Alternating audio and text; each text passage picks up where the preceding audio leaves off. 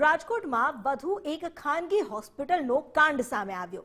રાજકોટની સમર્પણ હોસ્પિટલનો આ કાંડ છે, જ્યાં 40 લાખનો મેડિક્લેમ પકવવા કારસ્તાન કરી દેવાયું।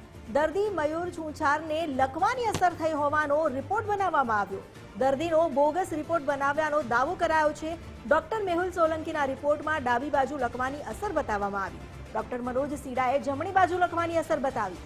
અંકિત કાથરાણી અને દર્દી મયુર છુછરાનું નામ ખુલે તેવો દાવો કરવામાં આવ્યો છે। સમર્પણ હોસ્પિટલના કર્મચારી અંકિત કાથરાણી મુખ્ય સૂત્રધાર હોવાનો પણ દાવો કરાયો છે। તો સહયોગી ઇમેજને પણ એમઆરઆઈનો બોગસ રિપોર્ટ રજૂ કર્યાનો આક્ષેપ છે। સમર્પણ હોસ્પિટલના અન્ય સ્ટાફના નામ પણ ખુલી શકે છે।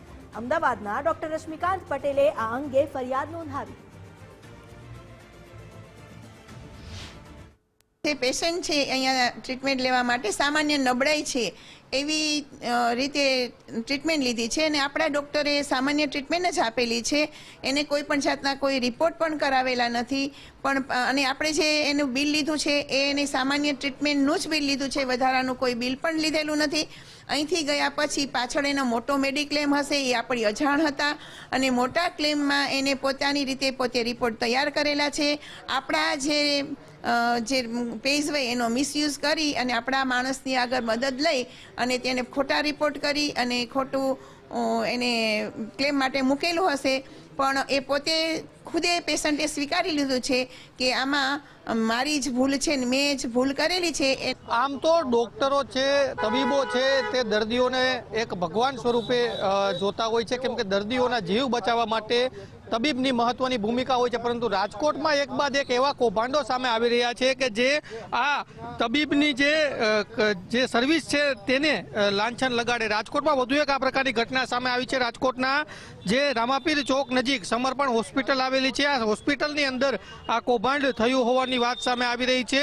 મેડિક્લેમ બોગસ મેડિક્લેમ પકાવવા માટે 40 લાખનું કૌભાંડ છે તે કરવામાં આવ્યું હોય તેવી જે ઘટના છે તે સામે આવી છે ને આમાં સમર્પણ હોસ્પિટલના ડોક્ટર મેહુલ સોલંકીની પણ જે સમગ્ર સંડોવણી છે તે સામે આવી છે। આ ઉપરાંત જે દર્દી છે તે પણ આ સમગ્ર ઘટનાની અંદર જે મયુર છુછાર નામનો દર્દી છે તેની મુખ્ય ભૂમિકા હોય તેવું પોલીસ ફરિયાદ છે તે નોંધવામાં આવી છે। જે આખો મામલો છે તે ત્યારે બહાર આવ્યો કે જ્યારે જે એક ડોક્ટર છે, એક તબીબ છે, તેમના દ્વારા ડાબી બાજુ, જ્યારે બીજા તબીબ છે તેમના દ્વારા જમણી બાજુ પેરાલિસિસ હોય એ પ્રકારનો રિપોર્ટ બનાવવામાં આવ્યો ને આખું કૌભાંડ છે તે થતું થયું છે ને આ મામલાને લઈને અત્યારે જે ગાંધીગ્રામ પોલીસ મથક છે તેમાં ફરિયાદ નોંધવામાં આવી છે। ત્યારે આ સમગ્ર મામલાને લઈને જે સમર્પણ હોસ્પિટલ છે તેના એક કર્મચારીની પણ ભૂમિકા હોય તેવી વાત સામે આવી રહી છે। આ સમગ્ર મામલાને લઈને હજુ કોની સંડોવણી છે, અગાઉ આ પ્રકારે બોગસ ક્લેમ પકાવવા માટે કઈ પ્રકારનું કૌભાંડ આચરવામાં આવ્યું હતું કે કેમ, આ તમામ બાબતોને લઈને અત્યારે પોલીસ છે તેમના દ્વારા તપાસ હાથ ધરવામાં આવી છે। પરંતુ ફરી એક વખત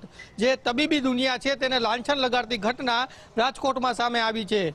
કેમેરા પર્સન દેવજી રંગાડિયા સાથે ગૌતમ ભેડા, ગુજરાત ફર્સ્ટ, રાજકોટ।